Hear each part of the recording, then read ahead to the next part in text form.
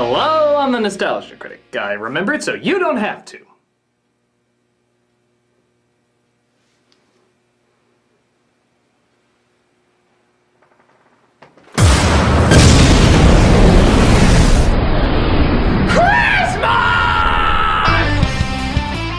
The freaking best time of the year is back! Christmas!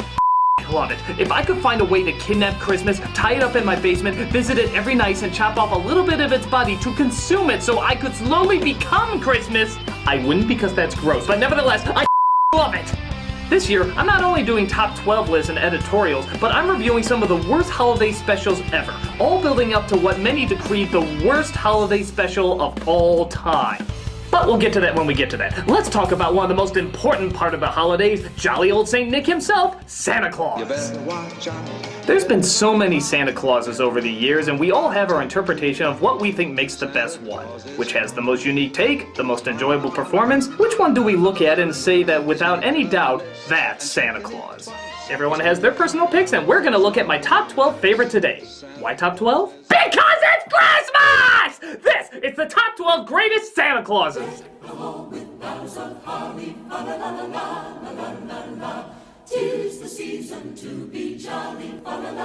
Number 12. Santa Claus is coming to town. Yeah, so as many of you know, I'm not really a Rankin Bass fan. Which is not to say I don't understand why people enjoy the specials, they're just a little too awkward and creepy for me. But I'll give this one credit that not only does it create a decent and kind-loving Santa Claus, but it mostly shows him as a young man, which is actually pretty rare. You tell those young'uns there'll be plenty of toys, but only if they behave themselves. That's Mickey Rooney doing the voice, and he hits just the right amount of gentleness and sincerity. Why, look here. Changing from bad to good's as easy as taking your first step. He's full of energy and wants to do all he can for the world. The only thing holding him back is the budget of how much movement the animators are allowed to give him. Whoa, watch that hand there, buddy. That's $30 per finger bending. I know it's cheap, I know it's underwhelming at times, but you give the studio credit for what they got. And what they ended up with may not look glamorous, but it still at least is very heartfelt. I don't know, even as a non-Rankin Bass fan, I can't find myself leaving him off the list. And maybe that's for the best. How's that song go again, you creepy mailman with slits on the side of his mouth? Santa Claus is coming to town. Well, no, look at these scars. Number 11. A Christmas Story. Okay, you know I had to at least have one traditionally bad Santa Claus in there, and this one is by far my favorite. But that's not to say there hasn't been certainly a ton of entertainingly bad Santa Clauses over the years, including Futurama, Home Alone, Bad Santa, and The Santa Claus. And while those guys are all fun, this is the one I always think of when I think of the traditional jerky Santa Claus. And what do you want for Christmas, Billy? A toy truck, get him off my lap! It's not that he's the meanest, it's clear all he wants is his paycheck at the end of the day. Oh, I hate the smell of tapioca. But at the same time, he puts on just enough of a show so that he can technically keep his job. Look how quickly he switches back and forth. If Higby thinks I'm working 1 minute past 9, he can kiss my foot. Admit it, there's a part of us that can really identify with this Santa because he doesn't want to start anything, but at the same time, it's a job. A job he's not very fond of, but he might as well exploit because people think he's good at it. How many of us haven't been in a position like that? But at some point, even he can't stay in character the whole time and shoves a slide-climbing Ralphie off with his foot, in what might be one of the best uses of a wide-angle shot ever. Ho, ho, ho. Hey, how many Santa Claus exhibits had a slide, by the way? I never got to go on a slide. I would love to go on a slide. Shut the up, kid, you're on a slide in a mall after seeing Santa. You got it good. Anyway, despite the fact that there's a lot of good Santa screw-ups out there, this one by far is my absolute favorite. Then what's your name, little boy? Ho, ho, ho! Number 10. Rise of the Guardians. Nothing like a Santa who kicks to be thrown in the mix, huh? While this movie can be clunky at times, there's no doubt that the best part is Alec Baldwin as a Russian Santa Claus. Hey, there he is, Jack Frost! I love being shoved in a sack and tossed through a magic portal. Oh, good. That was my idea. Who would even think to have Alec Baldwin in that part? But you know what? You can't even tell. He's absolutely perfect for it. It's been a long time, old friend. Am I on the naughty list? On naughty list, you hold the record. But no matter, we overlook. Now we are wiping clean the slate. I'll admit, I was kinda torn between this Santa and Father Christmas from Narnia, as both are sword-wielding fighters, which is not usually the route you see Santa take. Yeah, hand out those dangerous weapons to kids, you blood-hungry psychopath. But with this Santa, it feels okay. He seems like a crazy eccentric who would only really attack if he needed to. Or at least, if it was a lot of fun. He's just so energized and so upbeat about what he does. Even in a scene where he has to do other people's job like the Tooth Fairy, he just seems to enjoy doing it so much. Listen to how he talks, look at how he jumps up and down. This guy's enjoyment is just contagious. Race? Is it a race? This is going to be epic! He's a person who just loves his work. But when evil comes a-calling, it's good to know he can also open up a merry can of your up whenever you need it. How can you not love this guy? He's strong, he's a hard worker, he's a fighter, he loves what he does, and he's voiced by the from 30 Rock. That's a pretty awesome Santa in my book. Give me break. Number 9. Jack Skellington from The Nightmare Before Christmas. Now, some might call on this, as Jack is not technically Santa Claus. In fact, this movie even has a Santa Claus. And he kidnaps him so he can take over his job. But truth be told, I kinda think he makes a better Santa Claus than the real Santa Claus does in this version. This Santa Claus is always kinda grumpy and off, which is understandable. He is being kidnapped and held hostage. But at the same time, look at how much fun Jack is having in his place. They're celebrating! They're thanking us for doing such a good job! Whoa! Careful down there! You almost hit us! Even when Santa's released, he still seems kind of cranky to return to his job, but Jack, he's just happy to be back to his old job again. In fact, he's happy to have even gotten a chance to be Santa for one night, even if it didn't work. For a moment, why, I even touched the sky, and at least I left some stories they can tell. I did. There's just something about his passion for it. He clearly loves what he's doing and appreciates it to no end. You're welcome, one and all. And I'm sorry, that Christmas was awesome. I don't care if it's out of place. A crazy Christmas celebrating the dark and insane parts of humanity might be welcomed. You know, apart from the Christmas celebrating the dark and insane parts of humanity we're already aware of. Even though he got the wrong idea, you can't deny his heart was in the right place, and that he put all his might into making something he thought was so special. It's an example of being in the right attitude in the wrong place. But hey, you still can't fault him for having the right attitude.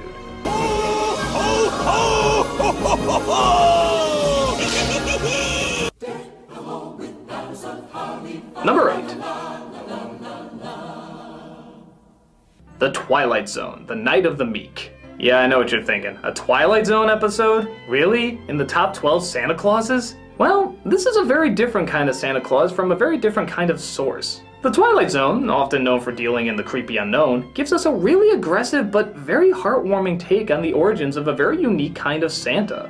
Our Carney plays a drunk mall Santa who once again is not very good at what he does. But what makes him different from the others is how much you can sympathize with where he's coming from. He feels Christmas has lost its soul and become too greedy, forgetting about showing love to your fellow neighbor. Someone should remind her that Christmas is more than barging up and down department store aisles and pushing people out of the way. Again, going back to the dark and insane parts of humanity that we're all sadly very aware of. Christmas is another thing, finer than that.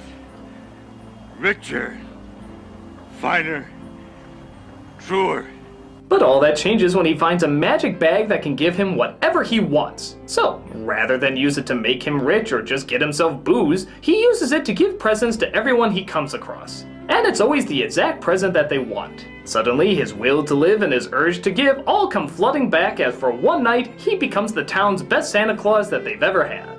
Just look at how happy he is to actually be making a difference in someone's life. And not just one person, several people. Drunk? Of course I'm drunk. I'm intoxicated with the spirit of the Yule. Drunk with the spirit of the Yule. Intoxicated with the magic and wonder that is Christmas Eve. I'm inebriated with joy and delight. Yes, officer, I'm drunk. He's finally making others happy, and it just makes him the most joyous person in the world.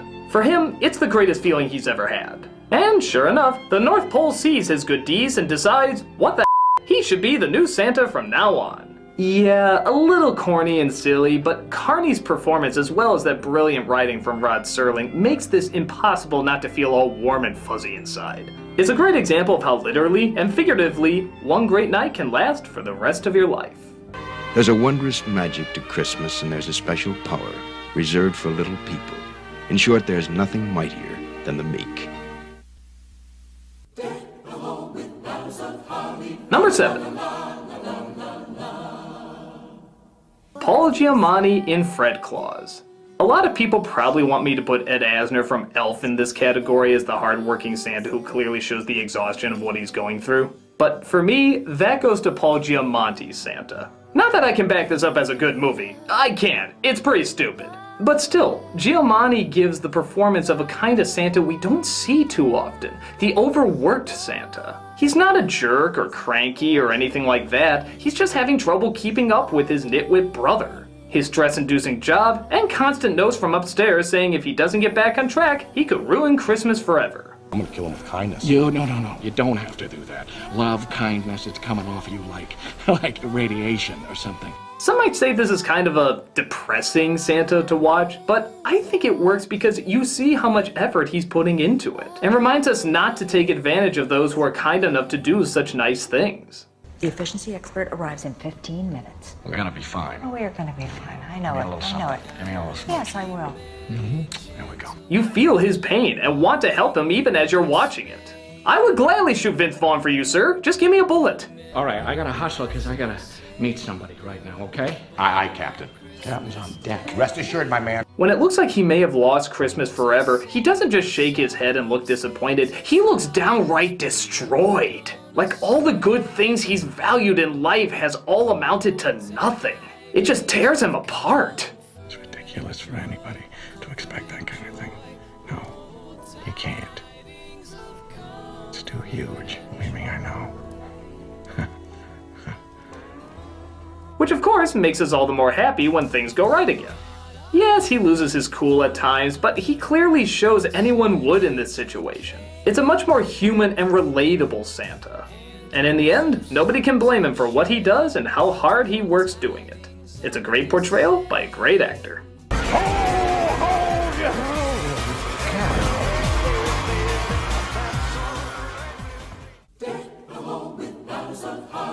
Number 6. Santa the 20th from Arthur Christmas. This is one of those movies I hope is catching on and once again delivers a unique kind of Santa. Played by that British guy whom you always see in everything but never bother to remember his name. Oh, it's Jim Broadbent. I'm ending that joke. This is a very forgetful Santa. And I don't mean that as in the character is forgetful, I mean that as in the character is forgetful. He has a bad memory. This one's for me, dear. Oh.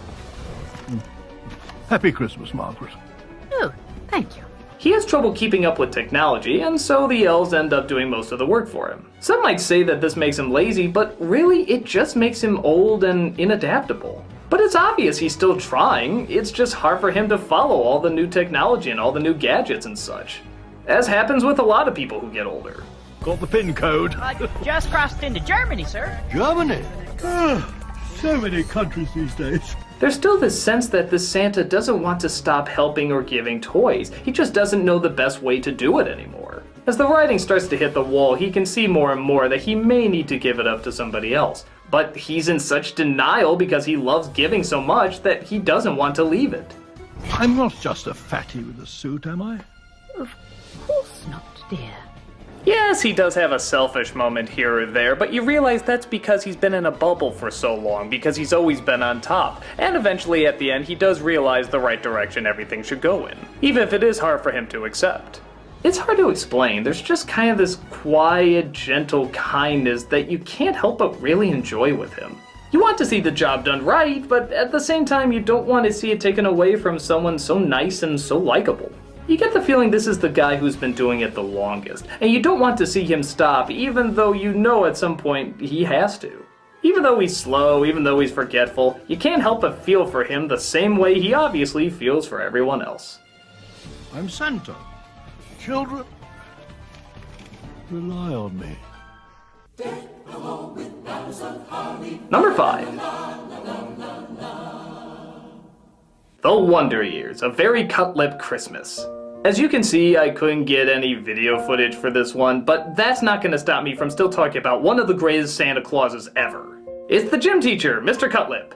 Yeah, remember him? The tight that all the kids hated? Well, in this episode, it turns out he actually sneaks out in secret to play a mall Santa. And of course Kevin, played by Fred Savage, is the only one to find out. The result is Cutlip being extra nice to Kevin in exchange for not sharing his secret, which gets all the other kids really angry at him. But when Kevin accidentally tells some of the boys about the secret, they claim they're gonna go to the mall and make fun of him, humiliating him in front of the school and in front of the whole mall. But the best part is, as soon as they get there, they don't see the coach under the Santa beard, they just see, well, Santa himself. I mean, they know it's him clearly, but they don't care. They just saw a cool guy sharing and giving to a bunch of kids, and for no other reason except that he really likes to do it. And the transformation of die-hard cynic to charming holiday icon is so strong that even the high school boys can't bring themselves to break it apart. It's a really great moment in watching someone again literally and figuratively become Santa Claus, and the strength of good intentions winning over the hearts of those who were originally looking to share misery. It's well-paced, well-directed, and of course, well-performed. The coach's ability to go from such an unlikable jerk into someone who really does care for kids and just wants to see them enjoy the holidays is really something to see. And you're definitely not going to see it in these stills, so see if you can manage to find the episode and check it out. It's definitely worth the search.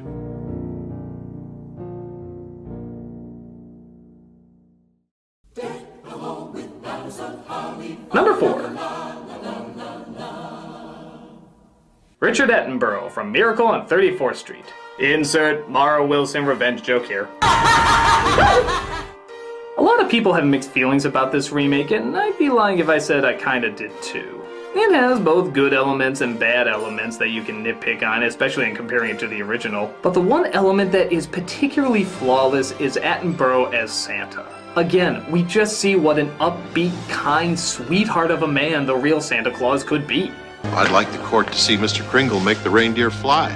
He only flies on Christmas Eve. I love the detail of his costume, I love the smile he constantly has, and I love how he's always giggling unless he has something to be concerned for, like the well-being of others. We still get all the things we associate with Santa. His joy, his kindness to kids, his love for his work, and his ability to win over others with the sheer passion of what he does. She's deaf. You don't have to talk to her. She just wanted to see you. You are a very beautiful young lady. Admit it, you're smiling just looking at this guy right now, aren't you? When he's happy and upbeat, it never feels like a performance. He seems really genuinely happy and upbeat. And when he's concerned, he looks and feels really concerned. Again, it never seems like he's reading a script and he's acting it out. He looks totally in there. It's a good performance that definitely deserves to be recognized. For me, this is one of a great Santa. He thinks you're Santa Claus.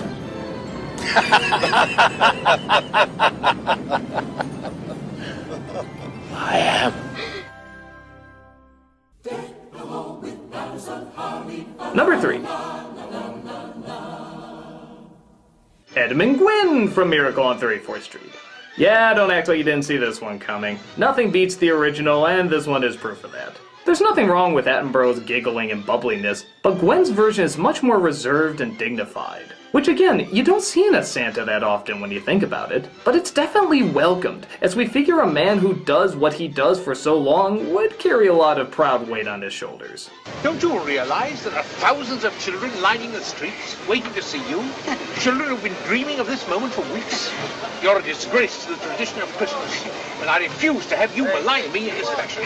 But it's leveled out perfect with how much he just gets along with others, especially children. There's a sense that he doesn't talk down to them. He speaks to them as if he takes every single word they're saying seriously. He said, "What kind of an animal are you?" And I said, "I'm not an animal, I'm a girl." Why didn't you tell him you were a lion or a bear? Because I'm not a bear or a lion. Yes, but the other children were only children, and they were pretending to be animals. That's what makes the game so silly. Oh, I don't think so. You can tell that he listens to everything being said by them and never disregards any of it. Well, the only important thing is to make the children happy. And whether Macy or somebody else sells the toy doesn't make any difference. Don't you feel that way? Really, I didn't know Macy's did. Well, as long as I'm here, they do. With that said, though, it's nice having two Santas as different as these two versions, and truly comparing them is like apples and oranges. But let's face it, that's what we're here to do, and since we gotta, Gwen I do think is a little bit better. He's got the stature, he's got the pride, and he's got it for all the right reasons. To help and delight all little children who come before him. He's one of America's classic Santas for a reason. Oh, go ahead, pull it.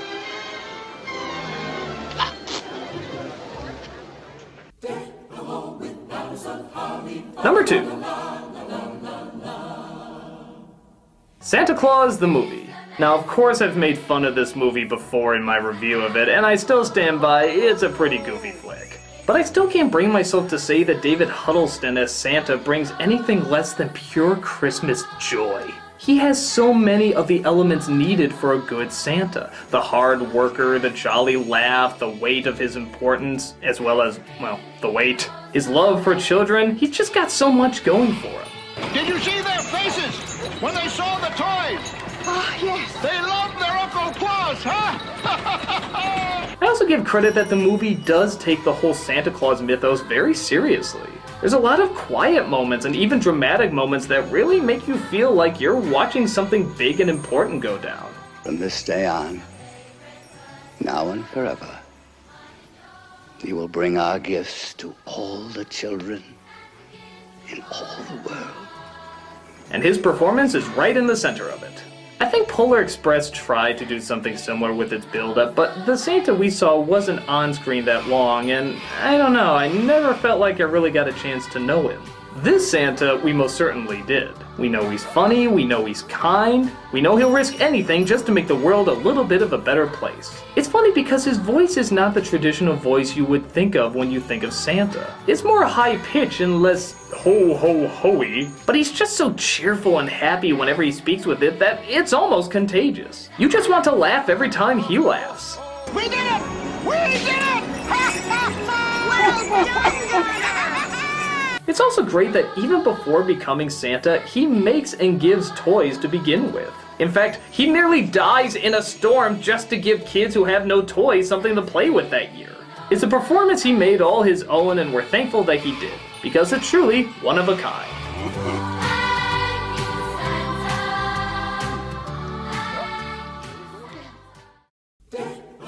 And the #1 greatest Santa Claus of all time is... Ernest Saves Christmas. I don't care! I don't care! I don't care if this movie is stupid! I don't care if it's completely goofy and idiotic! This has the best Santa Claus ever! Played by the late Douglas Seal, this guy captures the constant thrill, the constant kindness, the constant joy, the constant love, the constant... just Christmas. You just look at this guy and you hear his voice and you just think Christmas. Listen to him. You don't get rich by doing a once-a-week children's program on local television. You've got to do it for other reasons. And that's why I'm here. He makes friends with complete strangers. He has an immediate connection to children without even talking to them. He's just oozing with Christmas goodness and he's so lovable. This actor brings to life a man who's been doing what he's been doing so long that he's actually endangered it ever being done again by anyone else. All because he loved it so much. He loved giving. He loved being Santa. He loved being the voice of kindness. But at the same time, you can hear the urgency in his voice that it might all go away forever. He feels guilty for loving his job so much that it might have put everything in danger. It's a situation where literally the guy was too nice. And I don't know, isn't that sort of what Santa Claus should be? It just breaks your heart when you see him trying to put things right, but then it all falls apart. Even the guy he wants to take over the position, who clearly doesn't believe in Santa Claus, has a hard time not believing in Santa Claus after talking with him. And you would too! Just listen to his genuine sincerity. You know, I've carried this torch for more seasons than I should have done. Because I loved it so much. But now, I've taken to making notes. Well, you can't do it that way. It shouldn't be done that way. It can't be done that way. Did you even notice that he actually said it can't be done that way twice in the same sentence? That's not good writing. And yet, he pulls it off so flawlessly that most people don't notice. They're just too engaged in his performance. He's also good at showing older kids that obviously don't believe that he's aware of the troubles at home and that he still cares about what happens to them. That they'll always have somebody who listens and will be on their side. My mistake. I mixed you up with someone whose parents had some problems last year, and, well, they got so wrapped up in themselves that they forgot that she needed a little attention too. That voice is the kindest you could find. That face is the kindest you could find. Even in a jail cell full of killers. Within minutes, he has them all singing Christmas carols. 4 calling birds, 3 French hens, 2 turtle doves. And a partridge in a pear tree. They even stand up for him when somebody doesn't believe he's the real thing. My good man, you are not Santa Claus. I tell you I am. Oh, no. I am too. Oh, no. Excuse me, but he really is Santa Claus. Yeah, right. That is hardcore. And who can blame them? He may not be chubby, he may not have the deep voice, but you take one look at this guy and you just say, Santa. Yes, it comes from a dumb movie. Yes, there's tons of things about it that don't make sense. But it also has the best Santa Claus I have ever seen, and I'll believe in him all over again every single time I see him.